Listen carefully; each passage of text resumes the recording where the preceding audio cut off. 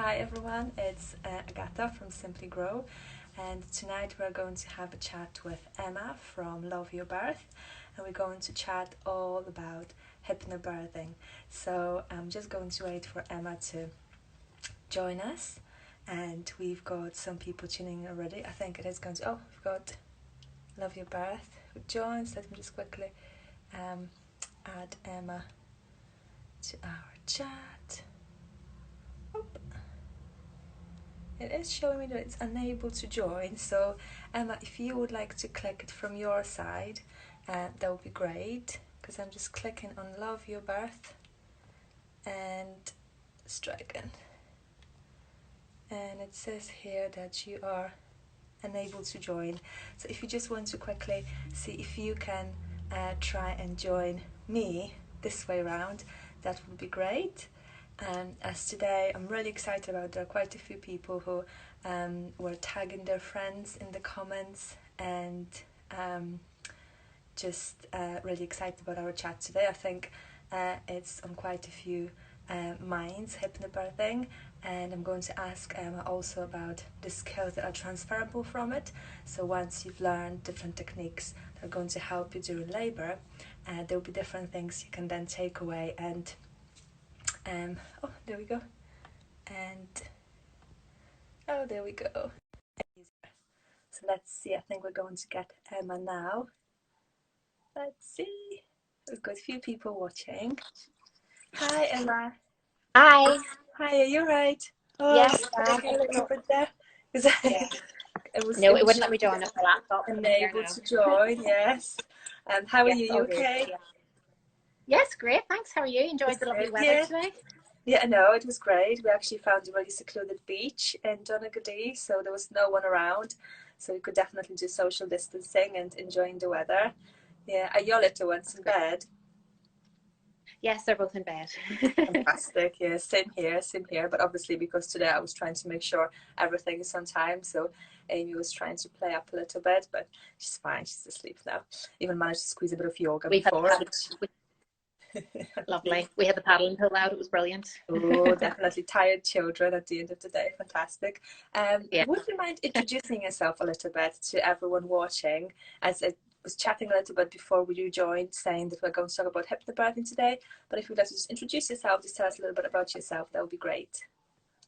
Yes, of course. Well, my name's Emma, and I am the founder of Love Your Birth. I started it really just last year there. I really developed a passion for hypnobirthing during my second pregnancy, and I'll talk a little bit more about that later on. But I really had such an incredible experience from that I decided to train as a hypnobirthing teacher. And I flew across to Manchester, did my course, did my assessment, got my diploma, and I've just been straight into it, and I've loved every second of it so far. I could just talk about hypnobirthing all day, every day. So it's just really, don't feel like I'm working. I just absolutely love what I do. And yeah, it's great. Just want to bring the message out to everybody. Amazing. Our first chat we had a while ago, and your passion definitely comes through. Everything you say, you definitely are very passionate about in every word. And you're a mum of two as well, aren't you? Yeah, that's right. I have two boys. Where are you based? I live in Crossgar. Okay, lovely. Crossgar, and yes, my partner and my two boys live with me. My youngest is 15 months, and my oldest is 5. So you're busy. You're a busy mum. Very good. So why don't we just go straight into it, and why don't you tell us what is hypnobirthing? Because the chat we had, you said that some people might be a little bit confused. It may seem like it's something, you're going to hypnotize someone to give birth. Yeah. But would you mind just kind of busting a few of those myths and explaining what it actually is? Yes, of course. So hypnobirthing is, it's really centered around the ethos of releasing fear, building confidence, and birth is a natural process. So during hypnobirthing, we really use guided relaxation techniques, and we ask questions about our care as well, which is a really empowering part of hypnobirthing. A lot about what we talk about during hypnobirthing is the power of language, the language you use every day, and how that applies to the process of birth, the process of your antenatal care.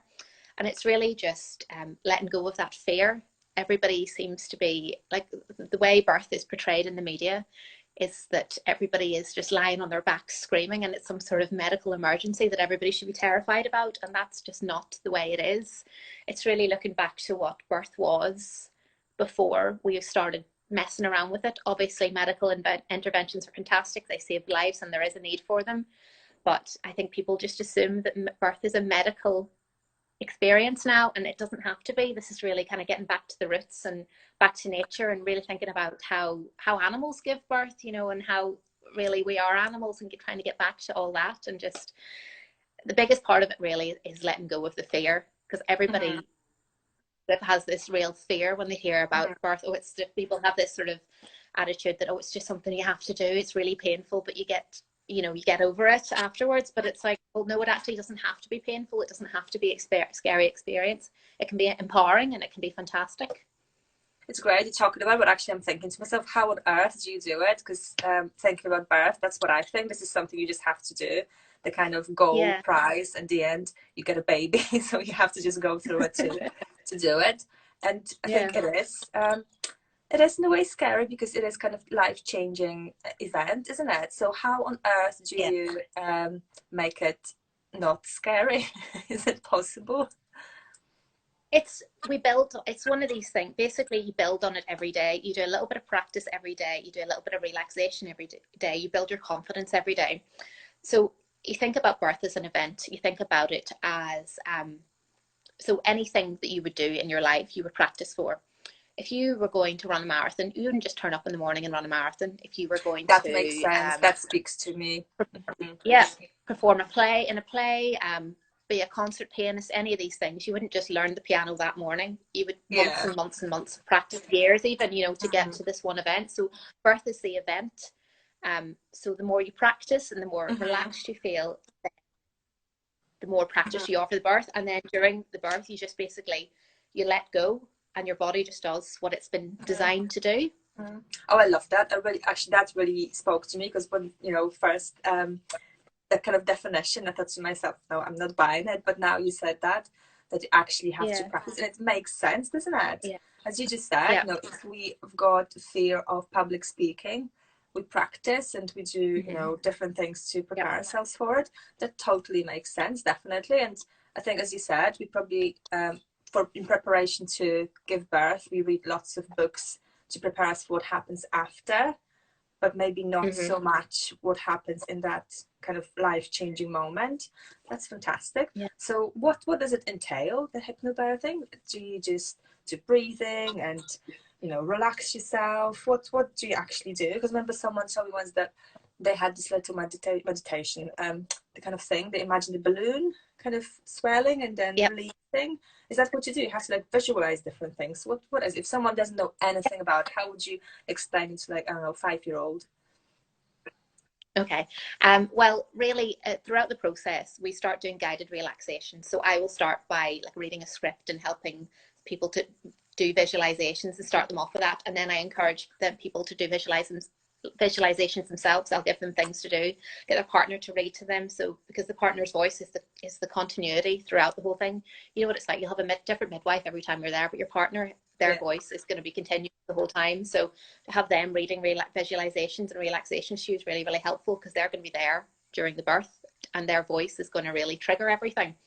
So it's really guided relaxations and visualizations. We learn different types of breathing, up breathing and down breathing for different stages in your labor.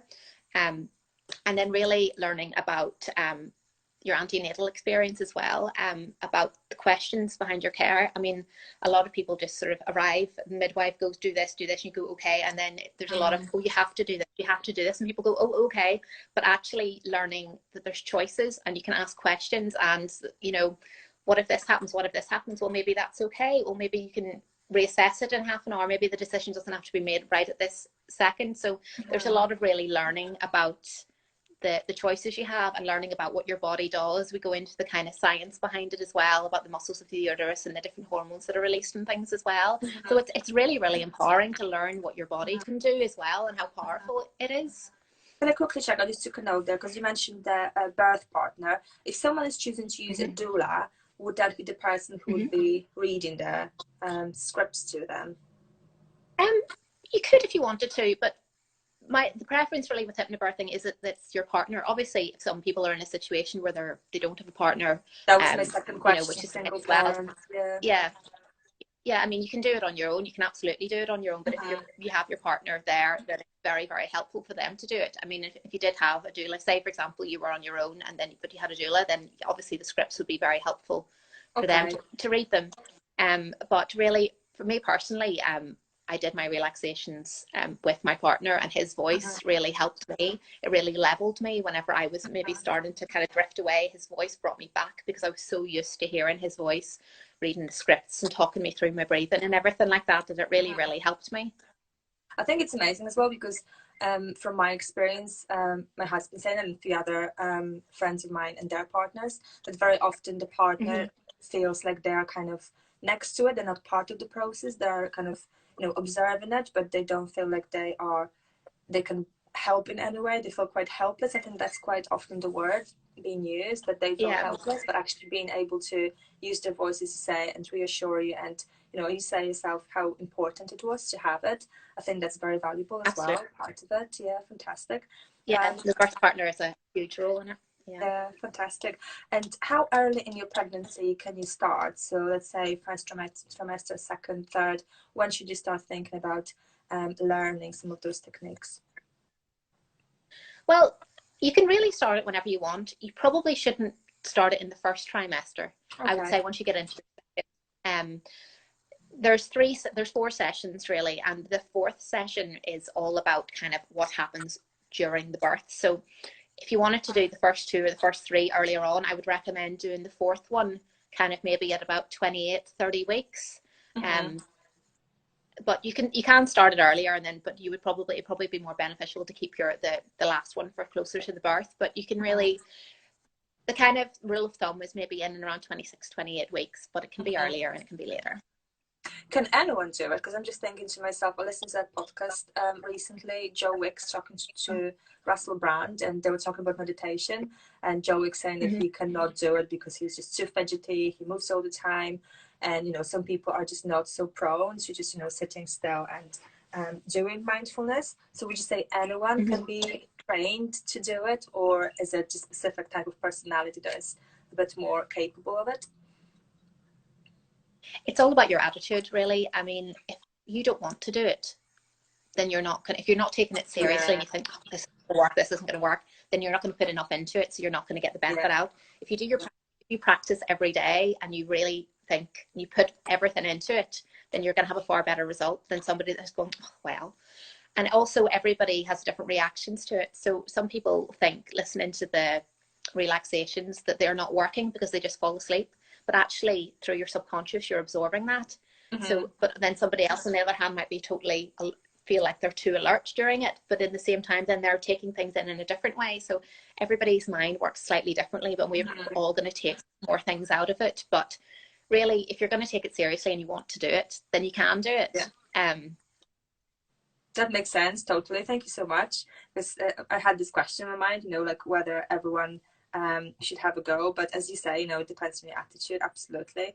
And I suppose it's often just also bringing the partner in, because maybe they will feel a little bit, you know, uncomfortable in the situation. But once I suppose you start doing it, it almost becomes second nature with different breathing techniques. Now, we were talking before and I was asking about success story, and from what you said, you are your biggest success story. And when I listened to your birth story with your second one, with your first one and your second one, and the difference was just so 180 degrees, and how quickly you give birth with your second one, I thought that we just really have to talk about it because everyone should listen to it if they're not sold already. So would you mind sharing with us a little bit, if you don't mind, kind of, you know, the difference between the first and the second, and how hypnobirthing really helped you with your second one? Okay.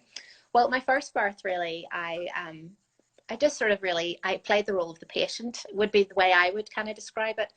I went into labor, went to hospital, and they told me to lie down on the bed. So I did. They said, we're going to give, you want an epidural? And I was like, okay. So they gave me an epidural, and then they were like, oh, and then I obviously couldn't feel anything. So I had a midwife with a hand on my tummy saying, oh, you're having a contraction, push. And I was like, push? I don't know how to push. I've never I didn't have anything. I hadn't done practicing before. I had no idea what to push. So I did, you know, I tried and I did what I could and everything. Can I interrupt you? I'm really Basically, sorry, but the yes, of worst course. thing that happened to me when the midwife told me to push, and I looked at her, and I hope no one's going to be offended, but she basically told me, just imagine you go for a really big poo. It's like, what are you Yeah, talking she said about? that to me I'm as pretty well. sure there is a I think that's what they difference say to between everybody. one and the other. Yeah. Sorry to interrupt you. Yeah. Go No, on. of course, of course. So yes, so I pushed. Baby was back to back. They were like, "Oh, the baby's back to back. We're going to try and turn him." And so they basically tried to turn him whilst I was pushing, and he wasn't for turning. And then his blood pressure started dropping. Mine started going high. So they're like, "All right, we're going to have to bring you into theatre. We think you need a C-section." And I then went into shock because I didn't want a C-section and I just really wasn't prepared for it. So they brought me into theatre, and basically they're like, right, okay, he's turned himself around, but we need to get him out quickly. We're going to use forceps and we're going to give you an episiotomy. No, actually, sorry, they didn't even tell me they were going to give me an episiotomy. They just gave me one and used forceps, and they just pulled him out of me and set him on my chest. And I was just like, No way. I couldn't believe it. There was no, do you want to do this? And we think we need to do this. No explanation. It was just, there you go, here he is. And obviously he was there and he was healthy, and that was fantastic. And I was over the moon. My Kind of recovery happened time to was you, quite didn't high, it? obviously. Yeah, he was because I'd had so many drugs, then he really struggled to latch when I was trying to breastfeed and stuff, which gave us a few bothers at the start, but we persevered and we got through it and everything. And my recovery time was much longer because I had so many stitches and everything. Anyway, so then move forward to pregnancy number 2, and I'm just at active birth class. I was about 32 weeks pregnant at this stage, and somebody mentioned the word hypnobirthing, and I was like, oh, hypnobirthing, I've never really heard of this. Maybe I'll look into it. So we had a look into it and did our research, and we're like, right, this is something we really want to try. My partner is a psychotherapist as well, so this is the sort of thing that he's really into. It's all very similar, the power of language and the use of words and things. Yeah, makes sense. So basically we did our relaxations, read our scripts, did our breathing, did all the preparation we could. My labour, I went into labour and I just breathed. I actually managed to sleep. Got up the next morning, we were just breathing, just chilling, watching a few movies, had a wee bit of lunch, and then had a lovely long bath. I got out of the bath and I was starting to sort of struggle a little bit, and John went up to run me another one, and he came out and I was lying on all fours on the floor in the hall, and I said, I don't have time to get into this bath, we need to go to the hospital. So off we went, and I tried to get out of the car when we arrived at the hospital, and I started having contractions every 30 seconds. I nearly had the baby in the car park. And but at the same time though, I wasn't panicked. I was just like, just breathing through it. Right, okay, let's stop for a minute, let's breathe. Okay, right, off we go again. We got in there. Midwife tried to do my obs. She was like, oh, you're 8 centimeters, fantastic. Tried to get me dressed, get me into the bed, to bring me upstairs. I was like, no, I can't, the baby's coming now. So Yeah. they basically put the sides up on the triage bed, ran with me, John running behind with our bags, and they basically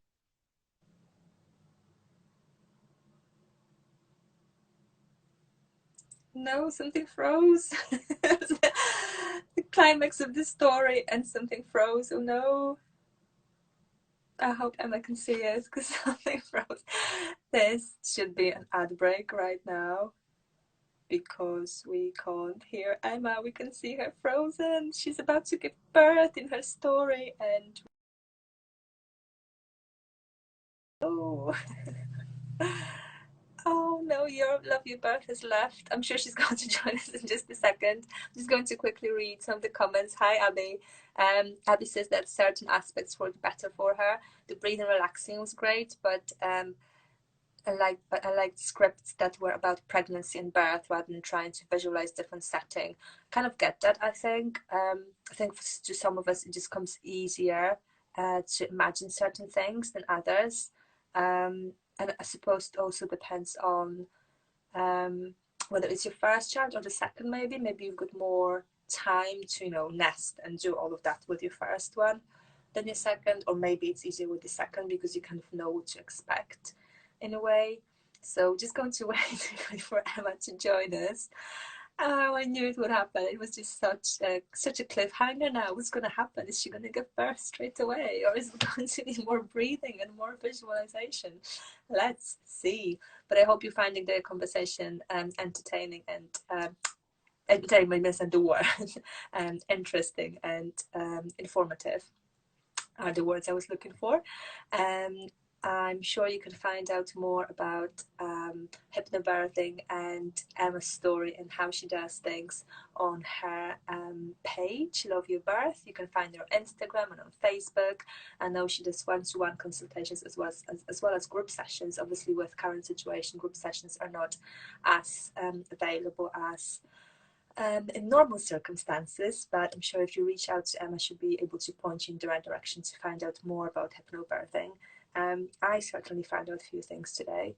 Abby, who told us about finding some of the visualizations a bit more tricky, says that she got a bit restless, fidgety, when there were scripts about walking through the forest, etc.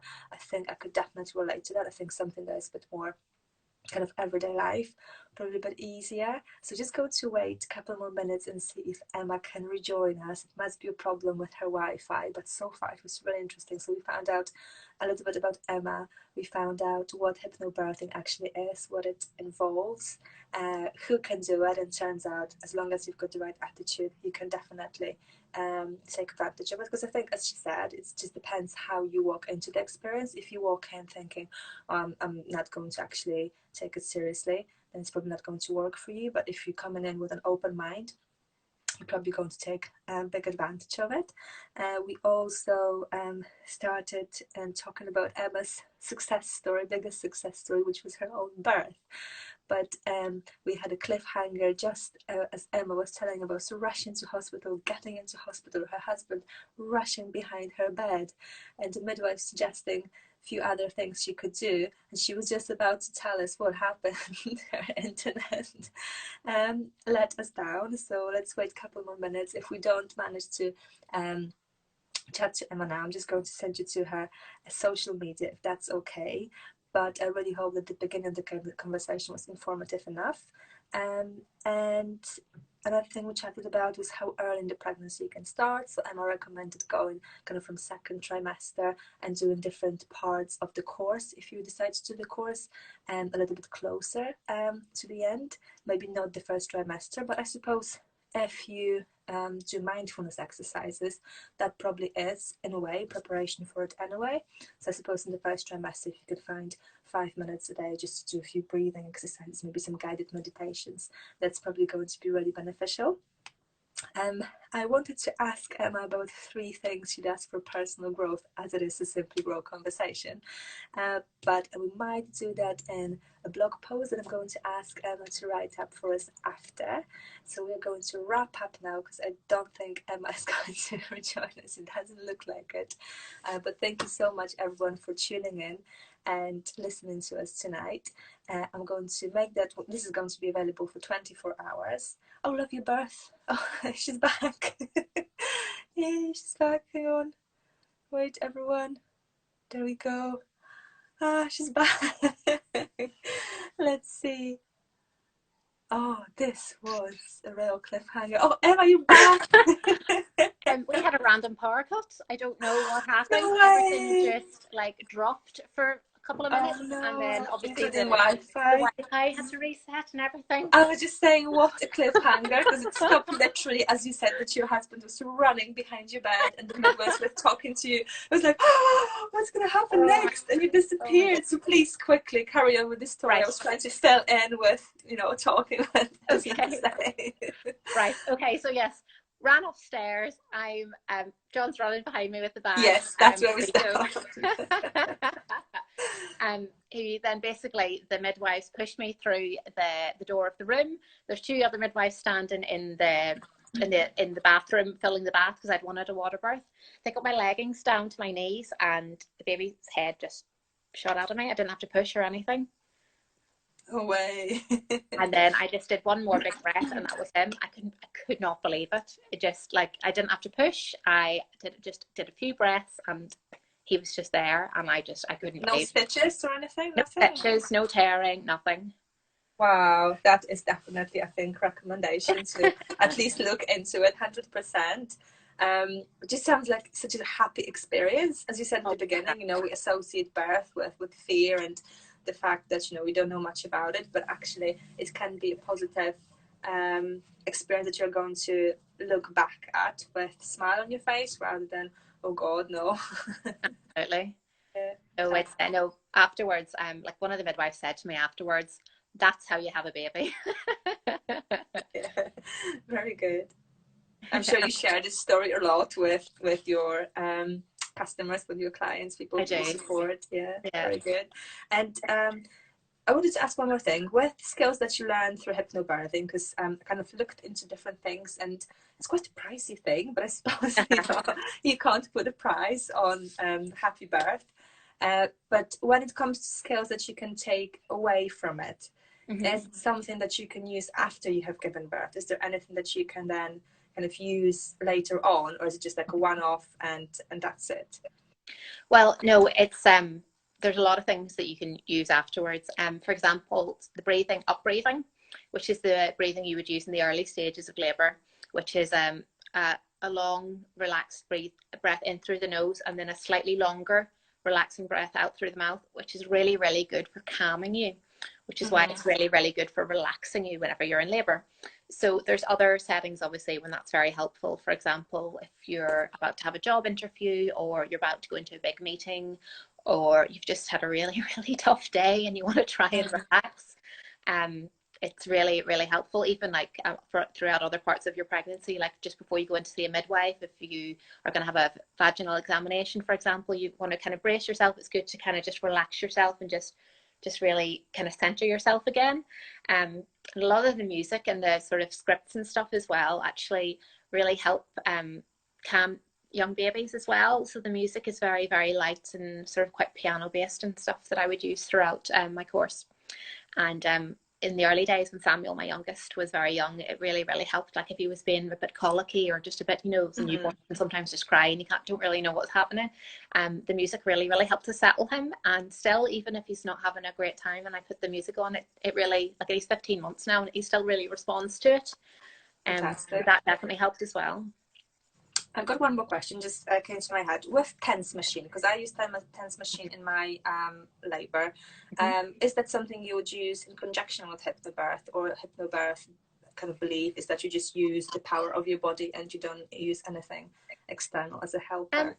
Well, with hypnobirthing, it's not to say that one type of birth can use hypnobirthing and one type of birth can't. It's for every type of birth, whatever path it leads down and whatever choices you make, it's giving you tools to cope in whatever way. And just because the ideal might be towards a natural birth, it doesn't mean that people don't have epidurals, people don't have C-sections, people don't use TENS machines. It's not to say that one type of birth is better than the other. It's really just a set of tools, for coping. So if people want to use a TENS machine, absolutely, a TENS machine, that's absolutely fine. If that's something that they want to do, fantastic. I mean, people have used hypnobirthing techniques and then gone on and have a C-section, but they still feel empowered because of the whole process of the decision making and the research into the choices in their care and things like that. And then I don't know if you've seen in the media, there's these sort of gentle C-sections now, rather than basically you just being cut open and the baby taken out and there you go. Basically the baby is taken out very, very gently. So it's more like a vaginal birth. So the baby is kind of gradually lifted out, and then you can have like a clear screen put up and have your music on in the background. And basically the baby is just, taken out very, very gently. And that's, again, this is another thing. This is something that, would be done in hypnobirthing sometimes as well. And it's kind of more and more becoming the norm with C-sections as well, which is fantastic. I'm so glad I asked the question because actually, I haven't thought about C-section, but as you said, we can use it in any type of birth that happens to you happen to have. And with that gentle C-section, do you need to know about it and request it, or is it just something that becomes okay? You have to know about it. Yeah. So really, if it was a planned C-section, obviously that could be requested, and depending on who is performing the C-section, and some surgeons will be brilliant, fantastic, great idea. Some people might not be so on board if you don't have the time to prepare. But it's always worth asking the questions. If something did end up having a C-section and you didn't necessarily want that, you know, it's worth asking the question, you know, can I have a gentle C-section? Can I have a clear screen up? Can I have my music on? Because if you don't ask, you don't get. Absolutely, yeah. Thank you so much. It's really, really helpful, very informative. I'm going to ask you about 3 things that you do for your personal growth, as it is a conversation with Simply Grow, and it's all about not just babies, not just sensory, as much as it is part of Simply Grow, but also about growing as a parent, as a person, to make it easier and better for our little ones. But for your own personal growth, what would be the 3 things that you do?